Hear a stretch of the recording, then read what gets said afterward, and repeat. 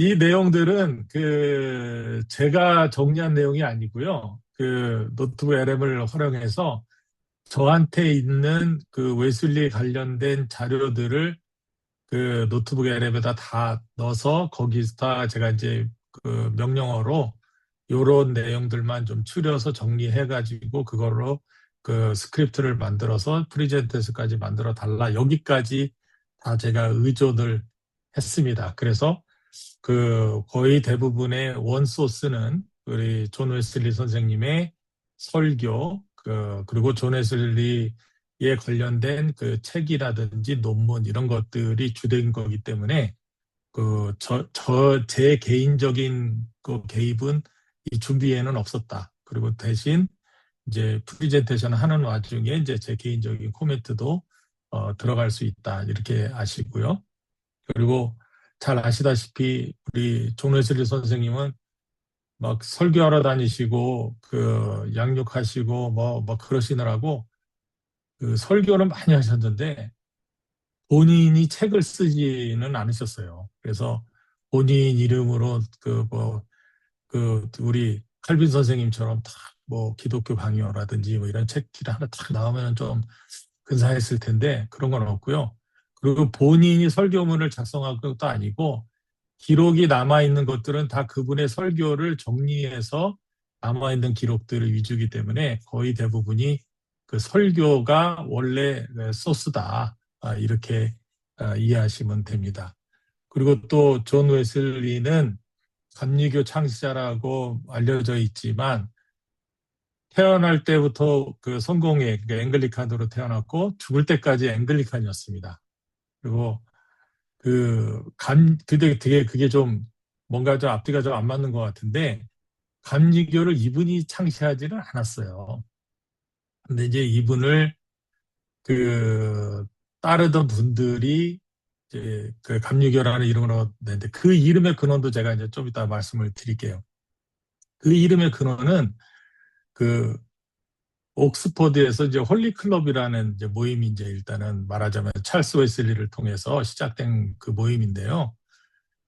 이 옥스퍼드 학생들이 그 공부 잘하는 학생들이 열심히 공부해도 따라가기 어려운 그런 상황인데 이 홀리 클럽 사람들은 모여가지고 저녁마다 모여서 기도하고 찬송하고 막 이거를 그냥 저녁 내내 하고 그리고 굉장히 그걸 규칙적으로 했단 말이죠.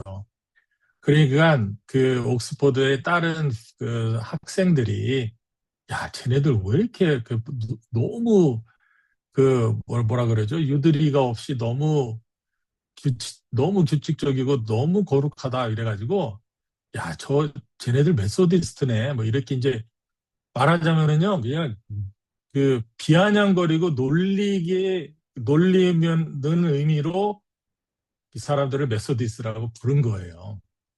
그러니까 제가 쉽게 얘기해서 여기 이제 그 신학대학 다니셨던 분이 많이 계시죠? 서울신학대학교 다닐 때 저 굉장히 날라리였고, 기도 정말 안 하고, 채플 웬만하면 빠지려고 그러고 하는 그런 아주 그런 어떻게 보면은 전형적인 날라리였는데요. 매일 저녁에 모여서 기도탑에 모여서 기도하고 막 매일 모일 때마다 성경 공부하고 이런 애들을 제가 아우 저 거룩한 것들 뭐 이렇게 비아냥거렸거든요, 사실. 예. 저 저 홀리들 막 이러면서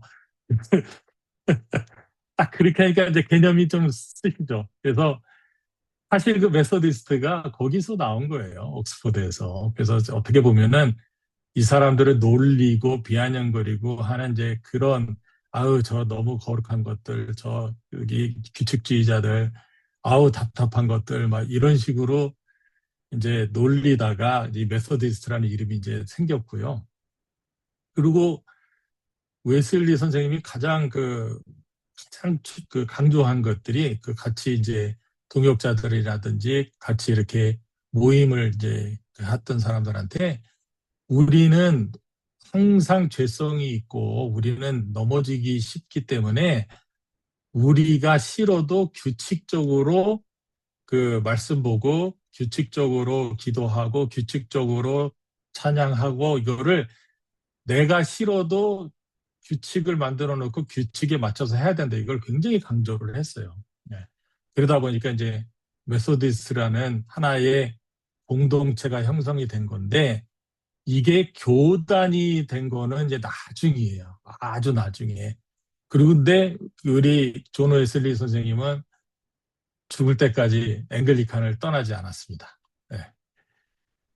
앵글리칸에서 존 웨슬리를 추방하려고도 엄청 그 뭐죠 파직하려고도 하고 뭐 쫓아내기도 하고 설교도 못하게 하고 엄청 말하자면은 탄압을 했는데 나는 뼛속까지 앵글리칸이어서 나는 앵글리칸 안에 자정, 앵글리칸 안에 개혁 이런 거를 나는 원했던 사람이지 나는 새로운 뭐 어떤 그룹이라든지 새로운 조직을 그 만들 의사는 전혀 없다 해가지고 끝까지 돌아가실 때까지 그 버티셨어요. 그러니까 지금 감리교는 사실 그, 그 뜻을 따르던 사람들이 모이다 보니까 이제 그 사람들이 미국으로 가서 미국에서 감리교를 시작하고 어떻게 보면은 감리교가 영국으로 역수출이 됐습니다. 교단으로는. 네. 메소디스라는 이름은 예전부터 있었지만 교단으로는 어떻게 보면은 미국에서 먼저 생겼고 그게 이제 역수출이 된 거죠.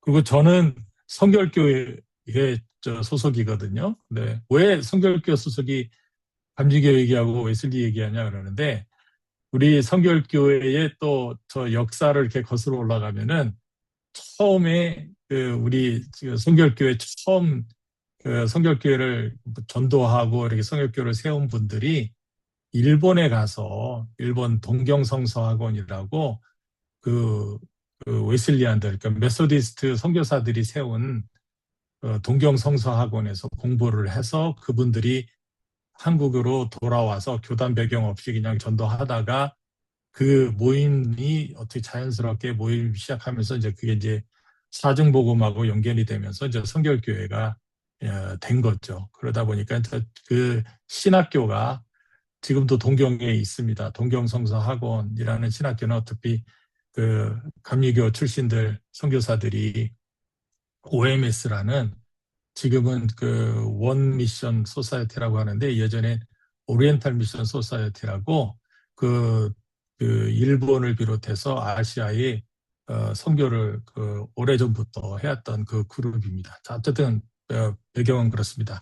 오늘의 주제는 이제 사회적 선결에 대한 것입니다. 좀 그러면 진행하도록 하겠습니다.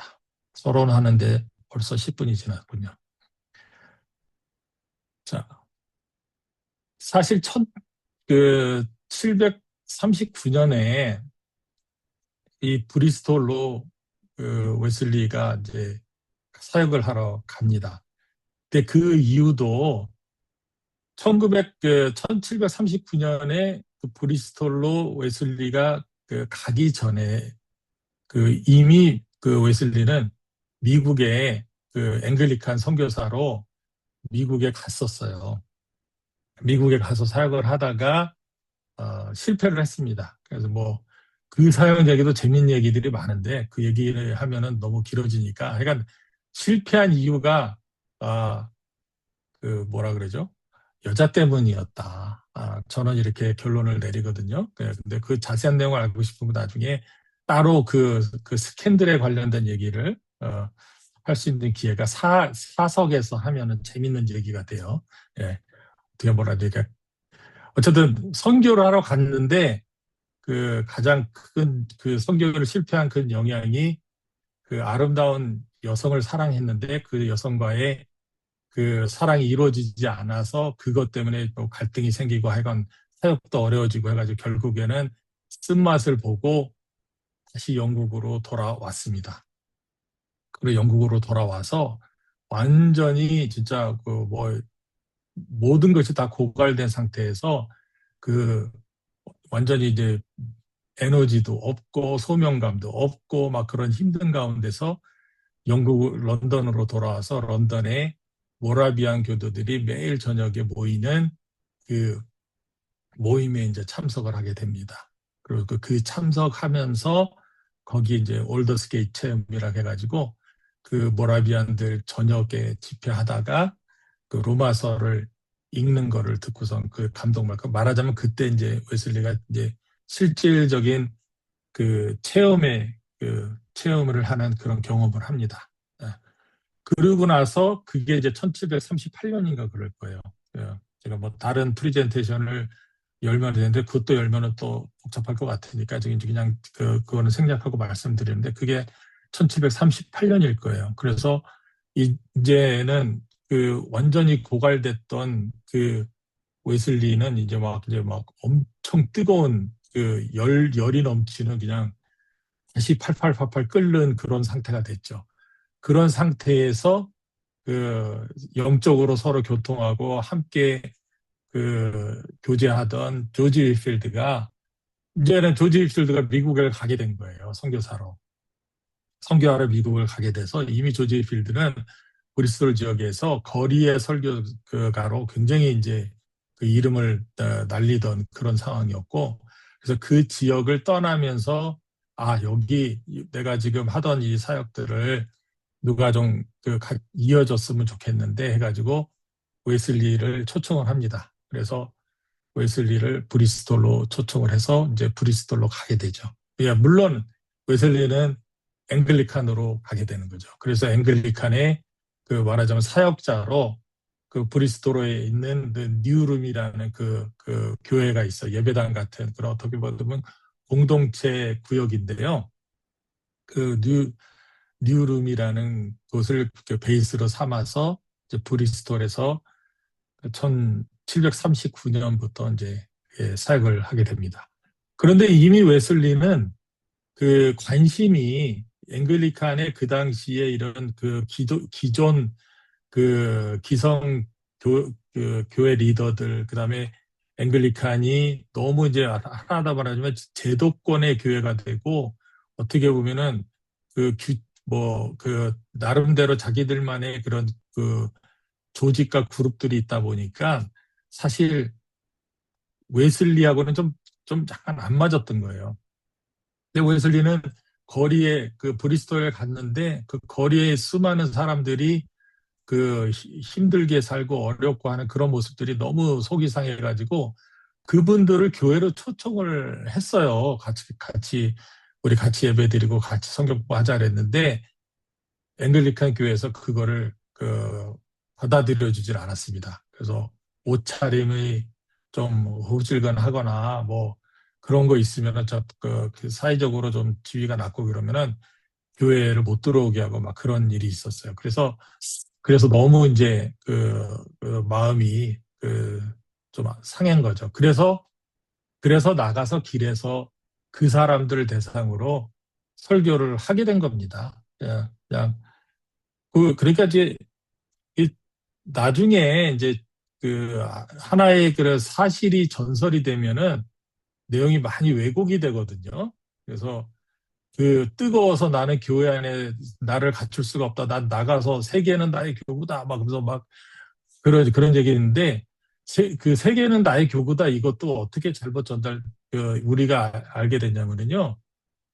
그 자기네 그 교구에서 자기네 교회에서 설교를 못하게 하니까 그 자기 기존 조직에 있는 교회에서 설교를 못하게 하니까, 아유 그럼 나가서 할래. 그러면부터 뭐 이 천지백가리 뭐 나의 사역지지 뭐 이렇게 돼가지고 그 세계는 나의 교구다 이런 말이 나온 거예요. 어떻게 보면 그냥 욱해서 승질나서 한마디 한 건데, 그게 나중에 이제 엄청나게 이제 포장이 돼가지고 세계를 품은 웨슬리 막 이런 식으로 이제 알려졌더라고요. 아니 사실 그렇지는 않습니다. 웨슬리는 어떤 하나를 막 치밀하게 막그 오래전부터 계획하고 막 이런 행동한 사람이 아니고요.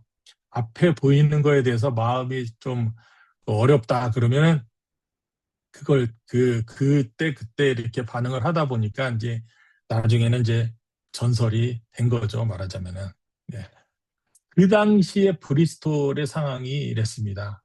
경제적인 양극화, 번창하는 무역 도시이자 노예 무역의 핵심 기지였어요, 브리스톨이. 여러분들 뭐죠? 그 영화, 유명한 영화, 배 나오는 거, 그거? 그 뭐죠? 제목이 갑자기 타이, 생각이 안 나요, 그거. 타이타닉? 예? 타이타닉. 네, 타이타닉이 시작은 어디서 했죠? 그 사우스햄튼에서 시작을 했는데요. 브리스톨을 꼭 들렸습니다. 왜냐하면 그 정도로 영국에 이제 항구들이 여러 항구들이 있는데요. 근데 그 타이타닉 제조는 또 저기 어디냐? 저 벨패스트에서 또 했어요. 예. 이 브리스톨이 굉장히 큰 항구였고 모든 중요한 물류들이 다니던 그런 항구였고요. 그리고 노예들을 수출하는 어떻게 보면은 중요한 역할을 한 항구였습니다. 그래서 노예무역의 핵심 기지였고요. 그리고 막대한 부의 추척을 통해서 그 부자들이 많이 생긴 것에 비해서 이 양극화 현상이 심해져 가지고 부두 노동자라든지 그 광부들 그런 사람들이 극심한 빈곤에서 살고 있는 또 그런 양면이 있는 도시였고요. 그러다 보니까 그 사람들 노동자들을 상대하기 위해서 성매매가 이제 또 하나의 큰 사업으로 그 지역에서는 커졌습니다. 그래서 이 브리스톨의 윤락가가 굉장히 컸다고 합니다. 그러다 보니까 또 자기들끼리 또 싸우고 뭐 또 하다 보니까 또 범죄가 또 많아지고 그래서 어떻게 보면 아주 총체적으로 문제가 많은 그런 도시였던 것이죠. 이 브리스톨이. 그리고 종교 기득권층은 그 어퍼 클래스 하위 상류층들만 상대하고 이런 가난하고 보잘것없는 이런 사람들은 오히려 무시하고 교회도 못 오게 하고 옷을 제대로 못 입으면 이 근처에 오지도 못하게 하고 막 그런 상태였던 거죠. 그런 급격한 산업화 그다음에 붕괴된 사회 구조 뭐 이런 상황이 아주 그냥 극명하게 드러난 도시가 브리스톨이었는데 딱 이때에 웨슬리가 이 브리스톨에서 이제 사역을 하게 시작하게 된 거죠. 자, 지금은 이제 우리가 가지고 있는 이제 성결이라는 단어, 거룩이라는 단어에 대해서 우리가 좀 많이 오해를 이제 했었죠. 우리는 나는 깨끗하니까 더러운 것을 이렇게 접하지 말아야 된다 해가지고 어떻게 보면 나를 이 더러운 것과 멀리하고 나를 오히려 금욕주의로 하게 되고 그러다 보니까 이 세상의 악과 더러운 것들과 나는 떨어져야 된다 해가지고 분리하는 그런 일들이 이제 어떻게 보면은 우리 교회 안에서도 하나의 뭐라죠 유행으로 있었죠. 그래서 신비주의, 은둔주의 그리고 막 개인을 스스로 고립 그리고 어떻게 하면은 나는 이 더러운 것들하고 나를 이제 거리를 둘까 멀리 할까 이거에 대해서 어떻게 보면 금욕주의라든지 이런 쪽으로 이 세상과의 단절 그래서 나 스스로를 아이솔레이트 시키는 그게 어떻게 보면 거룩이고 성결이다 하는 그런 오해가 이제 생길 정도로 이 운동이 말하자면 엄청나게. 뭐 수도원 운동도 그런 배경에서 어떻게 보면은 이렇게 나오기 시작한 거죠. 그런데 웨슬리는 그의 1739년에 찬송가 성시집 소문에서 기독교는 본질적으로 사회적 종교이며 사회적 성결이 없으면은 성결이란 없다. 이렇게 얘기를 했어요.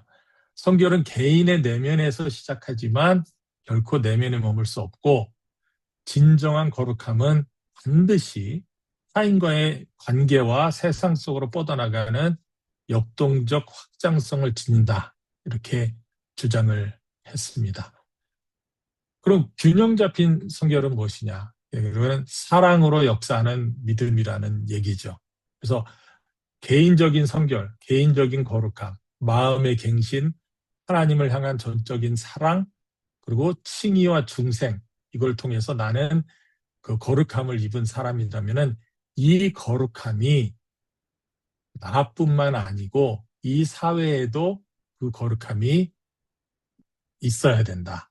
그리고 그렇기 위해서는 거룩하지 않은 이 사회에 내가 능동적으로 그들을 찾아서 이 사회가 거룩해져야 되는데 내가 기여를 하는 그런 그리스도인이 돼야 된다. 이거를 주장을 하는 거죠. 그래서 이웃을 향한 능동적인 사랑, 그리고 삶의 실천과 헌신. 내가 착한 일을 해야지 칭찬받고 뭐 상을 받고 나중에 심지어는 어떤 이단은 그렇게 얘기하잖아요.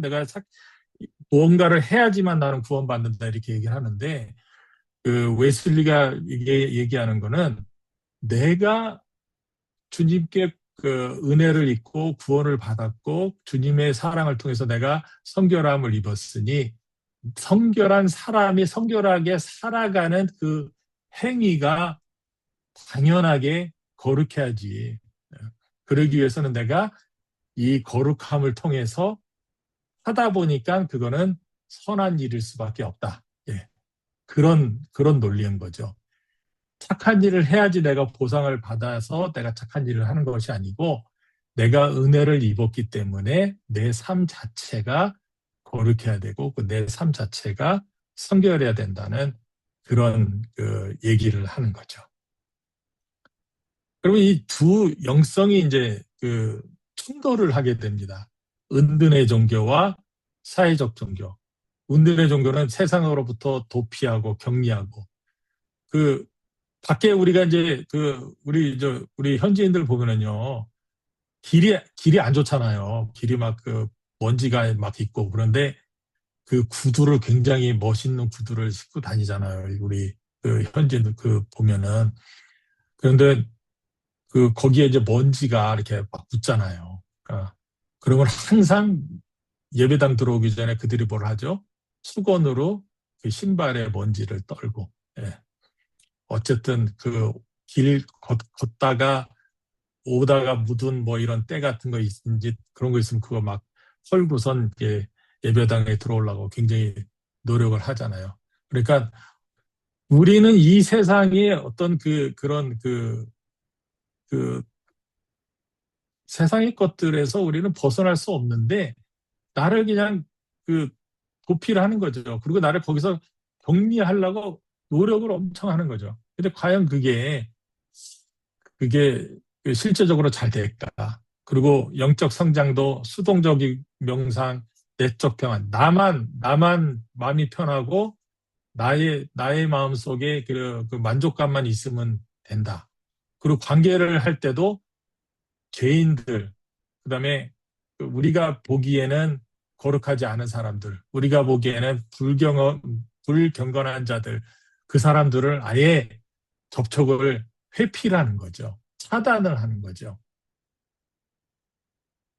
근데 우리가 누구를 전도를 해야 되죠? 죄인들을 전도해야 되는 거잖아요. 근데 죄인들을 나에 대해서 차단을 하고 하다 보니, 그러니까 지금 우리 교회가 지금 문제가 생긴 거예요. 왜냐면 지금 우리끼리 재밌거든요. 그, 그냥 구원받은 사람들끼리 이 교회 저 교회 옮겨 다니기만 하고, 그, 내 주위에 내가 가까이 지내고 막 지내는 사람들 보면은 다 거룩한 사람들밖에 없어요. 순수한 죄인들이 없는 거예요. 그러니까 내 스스로 우리도 이 자체가 너무 이제는 그게 이제 익숙해진 거죠. 여기서는 특히 아프리카에서는 이 술 마시면 큰일 나잖아요. 그 진짜 술 마시면 뭐 지옥 갈 정도로 아주 엄청나게 심각하고. 그런데 제가 한 번은 제가 타던 차에다가 우리 그때 같이 일하던 교회 에반젤리칼 처치인 사람들 이걸 크게 그냥 스티커를 크게 붙여놔가지고 차를 스티커를 뗐는데도 그 자국이 남아요. 글씨가 남잖아요. 그걸 제가 팔았어요. 여기 있는 무증거한테 팔았는데 그 사람이 믿는 사람이 아니었던 거죠. 그 사람이 그 차를 끌고 술집을 간 거예요. 제 차를 끌고. 그러니까 제가 팔았으니까 제 차는 아니죠. 그 차를 끄고 술집에 가가지고 술집 앞에다 차를 떡하니 세워놓고 다섯 사람이 거기서 막 술 먹고 막 이런 거 한 건데 그날 밤에 제가 교인들한테 전화를 수십 통을 받았습니다. 아, 성교사님 차가 왜 술집 앞에 있냐? 어? 성교사님 차가 왜, 목- 목사님 차가 술집 앞에 있고, 누가 멀리서 봤는데, 성교사님이 그 안으로 들어가는 것 같다더라. 막 이런 얘기 막 하고 막, 자기들끼리 난리가 나가지고요. 결국에는 교회 리더십이 저한테 전화가 왔어요. 어떻게 된 거냐? 왜 그런 거냐? 그래서 제가 그랬죠. 이제 농담으로. 아니, 전도하러 갔겠지. 어? 거기 죄인들이 거기 그냥 천지백갈이 죄인들이니까 내가 가서 죄인들한테 찾아가서 전도하고 그랬을 수 있다. 이렇게 생각을 해야지. 왜 당신의 목사가 거기 가가지고 술 먹었다고 왜, 어? 그런 걱정을 하고들 그래. 그러면서, 물론 영어로 했어서 이걸 영어로 어떻게 했는지는 기억이 안 나요. 뭐, 어쨌든. 그래서 제가 그들에게 막 그랬죠. 그리고 그 다음 주에 제가 설교하면서 당신들 내 차가 그 술집 앞에 있다고 막 걱정하고 그랬다며. 이상한 사람들이네. 우리가 죄인을 어디 가서 만나? 술집 가서 만나야지. 이거죠. 웨슬리가 우리가 이 사람들한테 거룩함을 전파하고 그들을 거룩함으로 이끌기 위해서는 내가 그들을 찾아가야지. 그들을 단절하면은 과연 그들에게 어떻게 선교람이 전달이 되겠느냐. 이제 이거를 웨슬리는 주장을 한 거죠. 그래서 악인들, 불경건한 자들까지도 우리는 그들이 몰라서 그런 거잖아요. 그들이 하는 게 죄인 줄 모르고 그들이 삶이 악한 삶인 줄 모르니까 그들에게 선한 영향을 끼치기 위해서는 그들을 찾아가야 된다. 그들의 옷이 더러워도 그들의 직업이 형편없어도 심지어는 그들이 창녀여도 그들에게 복음은 가야 되기 때문에 그들이 오기가 어렵기 때문에 우리가 그들이 오는 것을 막기 때문에 우리가 가야 된다. 이거를 주장을 한 거죠. 그리고 이 우리는 어쨌든 마찰을 안 하려고 노력을 하잖아요. 그래서 정말 우리는 모든 것들 다 좋은 게 좋은 거다 그러고 그냥 분명히 이거는 잘못한 건데 분명히 이거는 잘못된 건데 뭐라고 지적을 못 하는 거죠. 남아공은 어쩐지 모르겠어요. 다른 여러분들 계시는 나라들에서는 어떤지 모르겠어요. 그 잠비아는요, 뭐 이렇게 지적질하면 안 돼요. 네. 대놓고 이거 잘못했다 이렇게 말하면은 그걸 굉장히 이 사람 그 페이스를 그 쉐임 줬다고 그 굉장히 불쾌하는 거예요. 자기네들이 잘못했어도. 그래서 아니 잘못된 것을 잘못된 거로 말하지 못하고 이게 그거죠? 뭐 아버지를 아버지라고 부르지 못하고 어머니를 어머니라고 부르지 못하고 뭐 이런 거죠. 아니 당신 그러면 안 돼. 이렇게 얘기를 할 수 있어야 되잖아요. 근데 그 얘기하는 거를 문화적으로 이 사람들은 굉장히 그건 아니다. 선교사들 당신은 외국 사람이기 때문에 더더군다나 당신들은 우리한테 그런 얘기 하면 안 된다. 그럼 뭐 문화를 어쩌고 막 그런 얘기 막 해요. 그럼 저는 그냥 좀 막 했죠. 예. 그래서 저에 대한 컴플레인이 엄청 많이 들어왔죠. 저 양반은 대놓고 깐다. 막 이러면서. 예. 그래서 제 여기 우리 성도들이 저한테 잠비아 이름을 줬거든요. 나중에 저 성도들하고 이제 오래 가까이 주면서 잠비아 이름을 하나 얻었는데 그 이름이 칼루이샤예요. 칼루이샤 뭐냐면요. 그, 한국말로 쉽게 이야기하면 쌈딱 뭐 이런 거예요. 예. 저 양반은 맨날 싸우기만 해. 뭐 이런 거죠. 그래서 아예 이 사람들이 이름을 그냥 칼루이샤로 저를 아주 그냥 이름을 줬어요. 그게 이제 제가 처음에 10년 동안 있던 벤바 지역인데요. 벤바 지역에 이제 벤바어로 칼루이샤 이름을 제가 받았는데 저는 그거죠. 뭐 뭐 하나 이건 아니다 그러면 저는 손 들고 이건 아닙니다. 이건 아닙니다. 막 이렇게 얘기를 하니까 다들 그 리더들한테 얘기해가지고 저 사람 좀 자중시키라고 맨날 그래서 제 사역 초창기 처음 10년은 쫓겨날 뻔했습니다. 진짜. 왜냐면 제가 너무 사람들한테 지적질을 많이 한다고. 근데 요즘은 그냥 대충 넘어갑니다. 저도 이제 나이가 들어가지고. 네. 자, 정리를 하면은 내면적인 믿음과 회심이 있는데 사회적 마찰이 생길 수밖에 없잖아요. 내가 이 세상에서 사니까. 우리 동역자들끼리도 마찰이 있잖아요. 그리고 우리 부부끼리도 마찰이 있잖아요. 정말 사랑하는 사람끼리도 마찰이 있고 동역자들하고도 마찰이 있고 그런데 심지어는 내가 완전히 죄인이라고 생각하는 사람들이 나를 도발하고 나를 공격하고 나를 막 힘들게 한단 말이죠. 그럴 때 내가 내면적인 그 믿음과 회심으로 내가 성결한 자가 되면은 그 사람들을 대할 때 감정적으로 대하는 것이 아니고 저처럼 싸움닭으로 사는 게 아니고 예? 온유함으로 복수 대신 악한 자를 대적하지 않는 인내, 화평함으로 갈등 상황 속에서도 평화를 만들어내는 노력의 그 역할을 하는 자, 그리고 자비, 미워하는 자에게 그럼에도 불구하고 선을 베푸는 실천을 할 수 있는 예, 그게 우리 웨슬리 선생님이 말씀하시는 그 사회적 성결입니다. 네, 부끄럽습니다. 저는 그런 농담을 많이 해요. 성결교인이 왜 성결교인이냐면은 제발 성결해지라고 성결교인이라고. 예, 예. 제가 뭐 제가 성결교인이니까 그 얘기합니다. 제가 성결교회 목사니까 그 얘기합니다. 다른 사람들 그 얘기하면은 제가 기분 나쁠 거예요. 근데 제가 제 거 얘기하니까 뭐 제가 스스로 나를 디스하는 거는 문제가 없겠죠. 예. 그래서 맨날 우리 성결교 목사들 만나면은요 그런 얘기합니다. 야, 제발로 좀 성결해져라. 막 이런 얘기합니다. 예. 이게 사실 굉장히 어려운 얘기고, 그리고 이게 과연 우리의 삶에 얼마나 이게 잘 반영이 될지, 예, 참 어렵습니다.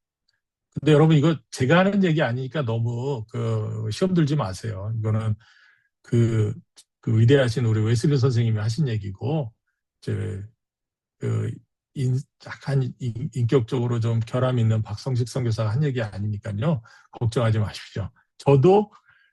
저도 아직도 그, 이, 이 주제로는 아직도 참 힘들고 어렵고 사실, 그렇다 이렇게 고백을 할 수밖에 없습니다. 그리고 우리 웨슬리 선생님이 이 돈에 대해서 얘기를 또 많이 하셨어요. 돈에 대해서. 돈은 많이 벌어라. 열심히 벌어라. 그런데 최선을 다해서 저축하고 사치와 허영을 버리고 자신을 위한 불필요한 소비를 극도로 절제하고, 네. 그다음에 최선을 다해서 나누라 이렇게 돼 있어요. 네. 축적된 모든 자원을 이웃의 필요를 채우고 하나님의 뜻을 이루는데 전적으로 사용해라. 그래서 벌고 저축하는 것은 오직 나누기 위한 수단일 뿐이다. 그리고 목적은 이웃을 향한 봉사다. 이게 딱 아주 이렇게 가이드라인을 딱 줬어요.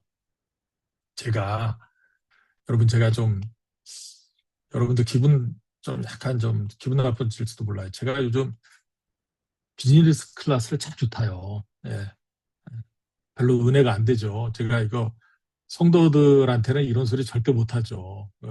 제가 여러분들이니까 같은 동업자들이니까 제가 이 말씀을 드리는 거죠. 여러분들 약 올리려고.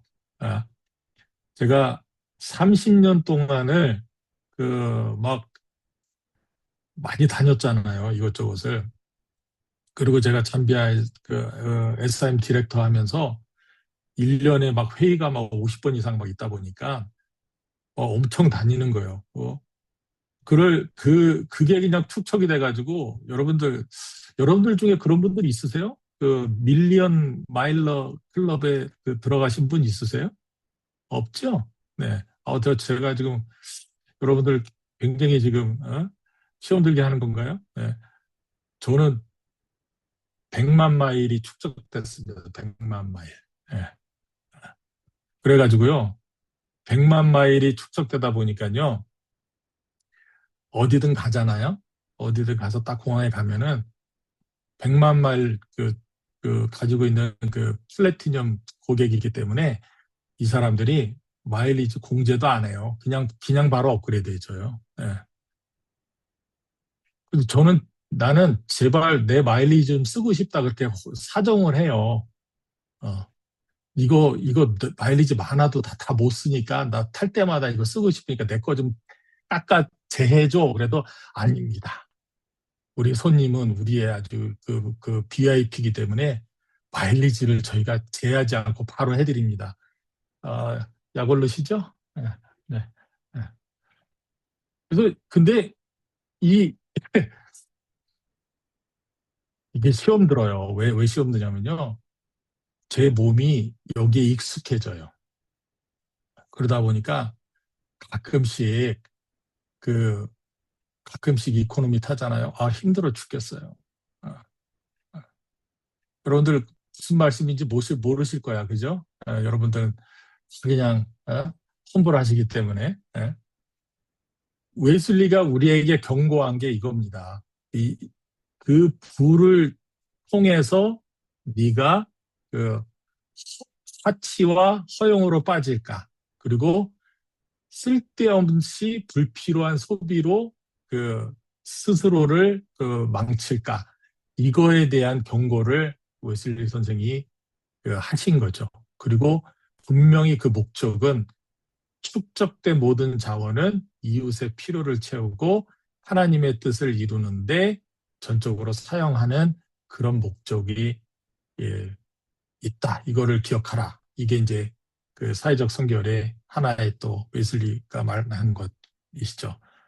그다음에 이제 빈민구호. 그래서 이게 이제 1700년대 얘기입니다. 1700년대. 막 이 1739년이면 우리나라는 어떤 시대인가요? 저는 뭐 상상도 안 되는데요. 뭐 고려 시대인가요? 조선 시대구나. 조선 시대인가요? 1719년이면 뭐 임진왜란이 1592년이니까 이렇게 조선 시대군요. 이때부터 이미 웨슬리는 브리스톨에서 빈민구를 할 때 그 마이크로 파이낸스라 그러죠. 그 무이자 자금을 빌려주는 대여기금을 시작을 했습니다. 그래서 아주 이자 없이 가난한 사람들에게 저리 돈을 빌려주는 거죠. 그리고 나그네 우호 신도회를 통해서 무위탁 병자들 그들을 방문하고 교도소 재소자들을 찾아가서 그들을 돕고 하는 일을 그때부터 했습니다. 그리고 가난하고 병든 자들을 위한 영국 최초의 무료 진료소를 개설하고 그다음에 의학서적을 보급하는 그런 역할들을 했어요. 영국이 나중에 무료 의료 국가가 됐어요. 네. 근데 이 당시만 해도 그렇지가 않았거든요. 근데 뭐 그 영향을 줬다고는 그 근거는 뭐 없기 때문에 제가 그 말씀을 드릴 수가 없는데 이미 이때부터 그 웨슬리는 그 혜택을 받지 못하는 사람들을 찾아가서 그들을 도와주고 그들을 치료받게 하고 그리고 가난한 대중과 어린이들이 글씨를 못 읽고 공부를 못하고 그러면은 그들에게 또 공부할 수 있는 그런 기회를 제공하고 또 책들도 나눠주고 하는 일들을 브리스톨에서 이제 사역을 했습니다. 이런 사역을 하니까 성공회에서 앵글리칸 처치에서 웨슬리를 너무 못마땅해 했죠. 자꾸 자기한테 주어진 일은 안 하고 가서 이상한 사람들하고만 어울리고 그런 거죠. 목사가 그냥 맨날 불황자들 뭐 교도소 재소자들 그다음에 뭐 창녀들 뭐 이런 사람들한테 찾아가서 그들하고 맨날 있다가 오고 막 그러니까 그 못마땅했던 거죠 사실. 네. 그래서 웨슬리는 아예 나중에는 설교권까지 박탈을 당했죠. 그리고 웨슬리가 한 것 중에 하나, 굉장히 중요한 게 하나가 노예 폐지 운동을 시작을 했습니다. 그래서 인간의 기본권을 짓밟는 이런 구조적인 악, 어, 그 구조적인 악인 노예무역을 맹렬히 비판하고 폐지 운동에 앞장섰습니다. 이것도 완전히 배치되는 그 행동인 거죠. 기존 기득권 세력들하고. 영국 성공회는 노예 제도를 찬성했습니다. 그리고 노예 무역이 어떻게 보면 영국 나라를 부강하게 일으키는 그 아주 중요한 인컴 소스였기 때문에 이 노예 제도에 대해서는 이게 문제가 있어 이렇게 생각하는 사람들도 있었지만 이거를 대놓고 비판을 못했어요. 그리고 영국이 식민지 개척을 하면서 가장 크게 심혈을 기울인 사업이 바로 노예무역 사업입니다. 근데 이걸 아주 그냥 대놓고 비판을 했죠. 우리 선교사 우리 선배님이신 우리 데이빗 리빙스턴 선배님, 데이빗 리빙스턴 선배님도 이 노예 제도를 폐지하는데 적극적으로 앞장섰던 그 선교사 중에 하나거든요. 그래서 굉장히 그 파송단체에서도 왜 너는 쓸데없이 그런 얘기를 해가지고 왜 사람들 심정을 건드려서 자꾸 사역에 어렵게 이거 뭐 자주 듣는 소리 아니세요, 여러분? 나만 그러나? 한 번씩 제가 뭐 이거 이러면 안 되지 않나? 막 이렇게 얘기하면 선교사가 왜 쓸데없이 그런 거에 신경을 써? 그냥 선교사는 그냥 할 일만 하면 돼. 사역만 하고 그냥 아무 소리도 하지 마. 뭐라고 한마디 올리지 마. 뭐 선거 얘기 절대 하지 마. 막 이러면서 옷도 색깔 잘 입어. 막 이러면서 아니 몰라. 꼭 그래야 되나? 뭐 그래도 어떻게 해요? 눈치를 볼 수밖에 없잖아요. 네. 그러니까 굉장히 용기가 있는 거죠, 사실. 네. 그리고 착취 구조에 대한 그런 저항. 산업혁명 이후 빈농, 어린이들의 노동력을 착취하는 그런 비인간적인 경제 구조에 대해서 엄청나게 경고하고 비판하고 그거를 바꿔야 된다고 막 설교 때 어마어마하게 얘기를 합니다. 그래서 기득권 세력들이, 상류층들이 싫어할 수밖에 없었어요. 그리고 희년사상, 주의 은혜해를 억눌린 자들을 위한 해방의 메시지로 해석해가지고 실질적으로 이거를 적용해야 된다고 계속 주장을 했어요. 우리가 기독교 국가인데, 기독교 국가인 우리가 왜 하나님께서 말씀하신 그리고 누가복음에서 나오는 이 희년의 사상을 왜 우리는 적용을 하지 않느냐. 빚진 자들 탕감해주자. 막 이런 얘기를 막 했어요. 우리 잠비아가 기독교 국가래요. 네. 네. 저는 잘 모르겠는데 기독교 국가라고 얘기를 해요.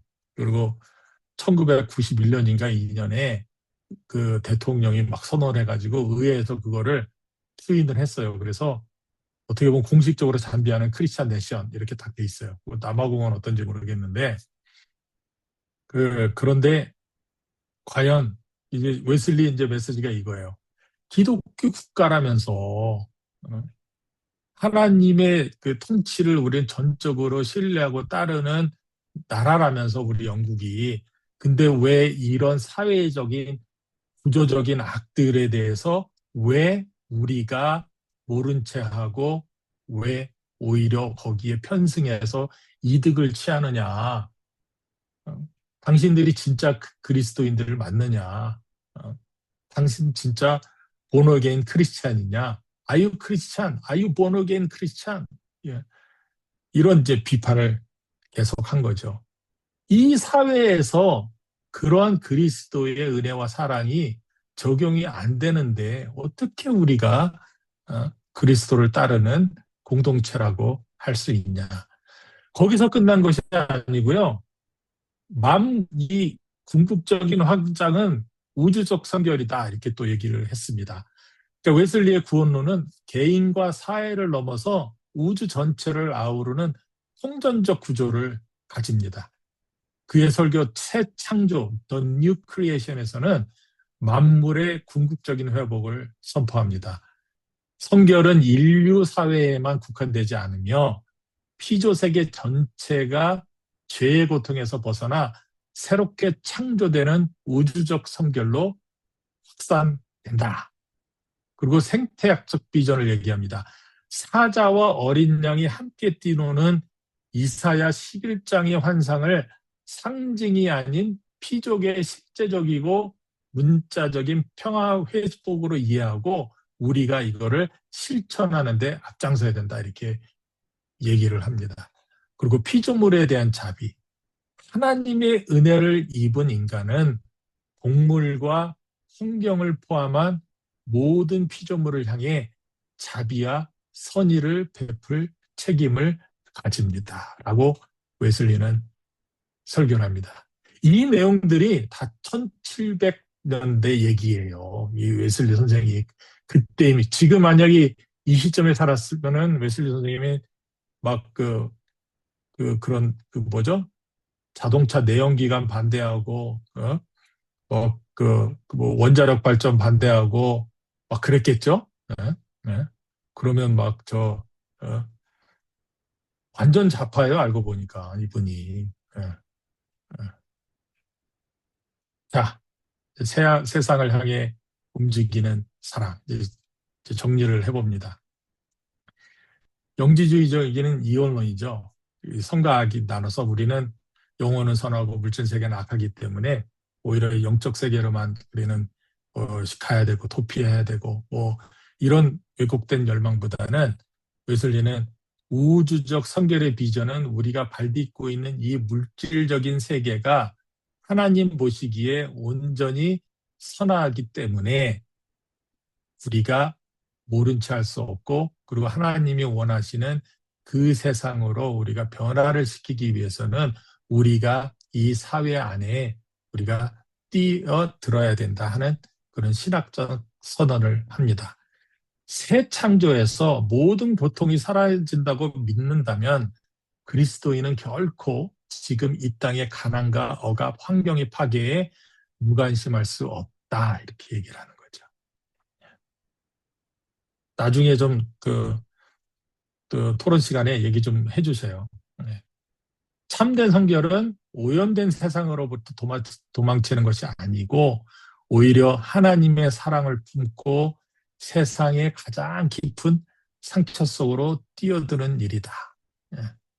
그 일을 하기 위해서 우리 선교사님들이 이 땅에 와 있는 거가 아닌가, 저는 그렇게 생각을 해요. 그리고 한국에서도 어디에 있든지 간에 이 세상에 내가 이 세상을 하나님이 기뻐하시는, 하나님이 원하시는 그런 세상으로 내가 만드는데 정말 최선을 다해야 되겠다 하는 그 결심, 그 결단, 그게 있으면은 되지 않을까 하는 생각을 해봅니다. 자, 마치도록 하겠습니다.